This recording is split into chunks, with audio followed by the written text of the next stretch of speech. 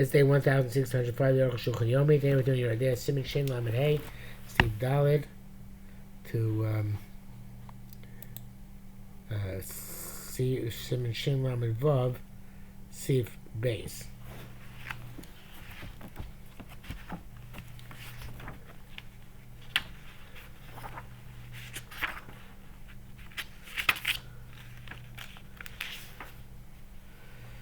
Yeah, Dalid. Yesh Yisrael B'Ikar Cholim. Slowly, you have to be careful when you visit the sick, not to be burned on the sick person. If I'm sometimes it's hard for him to speak, and they cover him because the honor of the visitor he's compelled to speak. Sometimes he has to go to the bathroom, who is embarrassed to tell the visitor. So we have to be meticulous and smart and understand what's going on. Times when Chazal say, visit people who have stomach ailments, nor people who have eye ailments, nor people who have head ailments. So because it's hard for them to talk. And the person with the sick stomach, because he might be embarrassed, that he has to go to the bathroom. Okay, so ask you, how do you do that? What do you do? You go to the outer room, not the room where the sick person's lying. And you ask the people, members of the household, maybe he needs something. And they listen to, they hear about his anguish, and they ask for mercy for him. They daven upon him. So it's interesting. It sounds like you fulfill the mitzvah Bikar Cholim with somebody who's ill with one of these specific illnesses, even by going to the house and not directly interacting with the sick person. Because Bikar Cholim is to try and assist with the chola's needs, as opposed to actually directly interacting with the chola. Hey, hakrovim and chokim yichnasim yad shichleh. So relatives and people, friends, come in immediately when you become sick. V'archokim, and people who are less familiar with him. After 3 days. In order not to make his mazel worse, that he should be called a shem chole speedily. But if it's, the illness sees him strongly, then everybody comes immediately. And even a great person goes to a lesser person. Come several times a day. And even if he's a person of the same destiny, literally Ben Gila means of his age, but I think here it means of the same mazel. Then takes 1/60th of his illness. Should take 1/60th of his illness. The more a person visits, the better he is. As long as he is not a burden on the sick person, like the previous sick. Some people say that an adversary can go and visit a sick person. Don't think so. You should not visit a sick person. And you should not go to console a mourner, if you are an adversary of his. That the sick person or the mourner should not think that you are happy at his downfall. And for him it's nothing other than anguish. Everything is relevant based on the level of the detestation, and based on the level of their adversity. When your enemy dies, you can go to Leviathan. It's not called being happy at his downfall by show of Adam, saying of all people. Also, if the adversary sends a message prior to a visit, he wants to visit him, and the adversary gives him permission, it's permissible to come. But on the contrary, it's better. Besides, and this account perhaps there'll be peace maybe between the two of them. Therefore, those who are that the adversary does go in our day and age, maybe they show him. That means to be peace. It's very hated in the name of the Beis Hill and a sefer called the Sefer HaChaim. Somebody visits a sick person, should not sit on the bed, nor on a chair, nor on a bench. I assume it means on the bed or on the chair or on the bench where the chayla is sitting. But rather he wraps himself and sits in front of him. Because the divine presence is above the head of a sick person. So now he explains. No, wrong. I assume it's also not in the bed or the chair or the bench where he's sitting. But this is specifically, he says, where the chayla is lying on the ground. Because then the person sitting is higher than him. It's not proper respect. But when he's lying in bed, you're allowed to sit on a chair or a bench. That's the custom. Before the chola is a person of middle, not a tzaddik or not a rasha, an average person. Don't sit by his legs. The malach hamoves, that's the malach hamoves is. And it's if it's from at its head, it sounds like even if it's not higher than the chol, you should not sit there. It's an absolute cycle. You should only sit by his feet. Also, because the Shekhinah surrounds him with cold side on all sides of Raglov, besides his legs, ayin sham. Okay, I don't know how we deal with this Kabbalistic issue, but you just see here the Arukh HaShulchan. Obviously, in one of the many places he quotes the Zohar because he was an adept Kabbalist. I just read that somewhere today, which I knew previously, but from our perusal of Arukh HaShulchan, but yes, it's clear. Ches, aim back and chol b'shol shows you shows you should not visit a sick person the first 3 hours. They should call a chol and make a love a machal b'boker, because any sick person does better in the morning. You're not going to have enough, not be aroused enough to daven for him. Not in the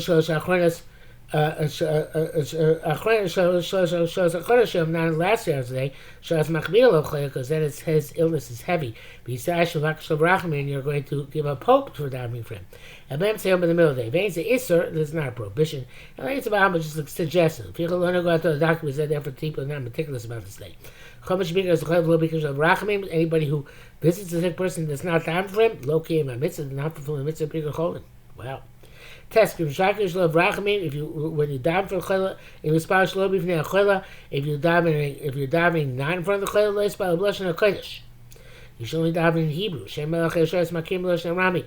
Melech Yeshuas do not recognize the Aramaic language. Av shekor b'lashon kodesh, even though it's close to Hebrew. V'kav v'chom b'lashon sechem. And they certainly don't know other languages. Even though those who say no, it's only Aramaic that there's an issue, not other languages. Everybody agrees it's definitely better in Hebrew. But in front of the sick person, you can daven in any language. Because my presence is there, and you don't need the intermediaries. It's as if you're asking to before Kodesh Baruch Hu. But when you daven, you should include him within the other sick of Israel. Shem may say, Shem shall mercy upon you amongst the other sick person in Israel, sick people in Israel.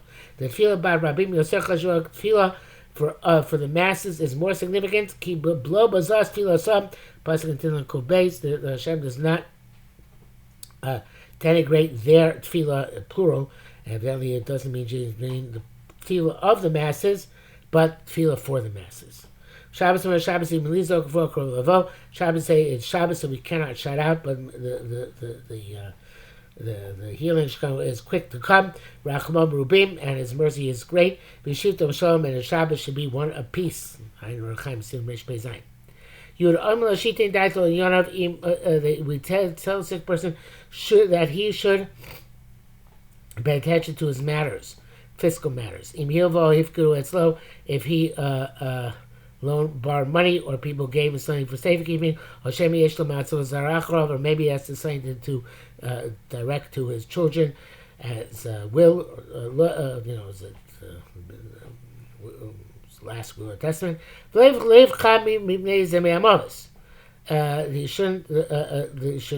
should not cause him to be afraid of death. This is the responsible person. The person's healthy. It's appropriate that his matters should be arranged. Kosher Mikol is sick. We say Ratzon Bari is Baruch, this is the will of God. If it's cool to say Shlach Lo Hashem for Shlem by taking care of arrangements, Hashem should send them a for Shlelo.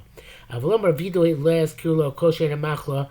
took fail because of, but to say the vidui should not be something which you bring to his mind as long as the sickness is not powerful. These brothers him and Shinla Meches is going to come up later on. A man can visit a woman can visit a man, in the bottom, as long as they don't violate the prohibition of yichud. And you visit non-Jewish sick people, because the pathways of peace. If it's a intestinal ailment, a man should not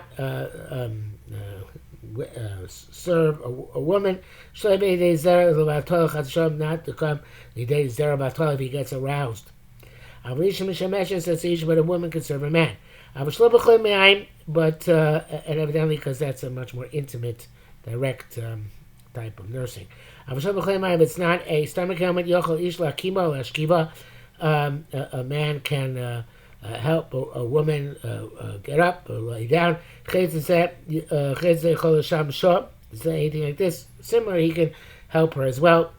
Clearly, we're not talking about his own kith and kin, because otherwise it would not be a chiddush.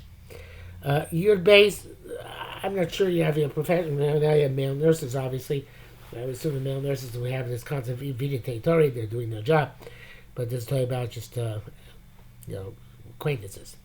Your base, the issue, some say so based on somebody has a sick person's house, it's a chacham shabir, should go to the sage of the city, that should daven for him and bless him. And there's a custom to make a mishberach for the sick in shul b'shas kriyas Torah. At the time the Torah is being read, does rachamim misorah, because then mercy is aroused. Machlo chazaka, if the illness is very strong. V'shayim Hashem, we change his name. Nowadays, we interpret that as we add a name to his name. The so is one of the things which rip the negative decree against a person. Like Chazal say, if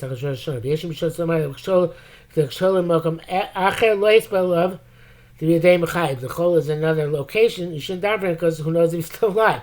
I don't know this at all. To understand this at all. Sure, if you beget, if we have to eat a get, and somebody's bad, assume he's alive. Most sick people survive. Koshkin and Phil, certainly in terms of Phil, we assume he's still alive. Passion is the widespread custom, and the fact was that clients should not cast aspersions in this at all. If you have a choice between consoling the mourners or visiting sick, consoling mourners takes preference. Because Nichum Avelim is a chesed with both the Chaim, the survived, the people are alive, the mourners, the Mesim, and the people are dead, the people who are being mourned. And Bikocholim is only for alive people. Aval, if you know it's going to be advantage to the sick person, so then Bikocholim kodim. Bikocholim obviously takes precedence. Shinla Vav, Din Refuos Harofim, of the healing of the doctors. Ksiv, it says Rapoy Rapay. Nikanshi Nasatara Shusar Rapay Rapos. So it says Rapoy Rapay. From here we know that the Torah gives permission to doctor to heal. Klar meaning Shlotom Adon say came into Chachmas Rapoy Yumdana Ba'alma. Says since the discipline of medicine is just assessment, it's the word diagnosis. In Kain Shemikako, maybe it's just going to diagnose inappropriately. It's going to make things worse. Zen not the Torah Rishus, so therefore the Torah gives the doctor permission to heal. It says he has permission. So it's incumbent upon him. It's requirement to heal. Right? Shabbos is a we're investigating Shabbos when on this shit. So we have to heal. I feel even if in doing so, there's several of us malachos which have to be violated. In Bechol if the chol is in danger. Bechol is included in the parameters of saving a life. Now, my name is there somebody who refused to do this. I raise a shoyvach damim. He's a murderer. I feel and even if there's somebody else who could do the healing, not everybody gets healed by just anybody. Because maybe you have the unique skill or unique affinity which is going to cause this to work. Anybody who is hasty, quick in pikuach nefesh, harezim shubach is more praiseworthy. Base. Meal also decides to be a full anchor baki v'yeshul shusmi based in. Person may not be involved in medicine unless he is an expert and he has rishus from Basin. Presumably that was time when Basin actually issued the medical licenses. Today, however, they have to have a license from the government. That has authority to give medicines to sick people. Also, he should not be. There should not be a better doctor than him present in the area. If you damage, you are a murderer. If a person tries to heal without authority from Basin or the government, he has to pay. Even if he was an expert, the chola was harmed by him. And he had to pay as a result of money for other medicines. And so if the sick person dies through this unauthorized person's efforts, kill them deliberately. But if a person had authority to heal, the Torah made a mistake, he's sick and he damaged parts of it, he's exempt from human liability, but he's liable in heaven. It was because of negligence. He was not careful. If he was careful, he has no sin. It's a mitzvah to try and heal. And somebody sagacious said, we don't know who, interesting. A mistake by a doctor is God's intent. He may say therefore if the person died through his healing, and he realized he made a mistake, then he would have to go to Golus, as a good tzech when that's only if there's a reason to assume that he causes by his negligence, or or he would not pay careful attention. But if not, nearly the Eino Chayv goes. It's not Chayv goes. The Migar Me'ava Makas Pano. He's no different. Is he any different than a father who hits his son for a good cause? The Rav is Tamino, and a Rebbe who hits his Talmud for a good cause.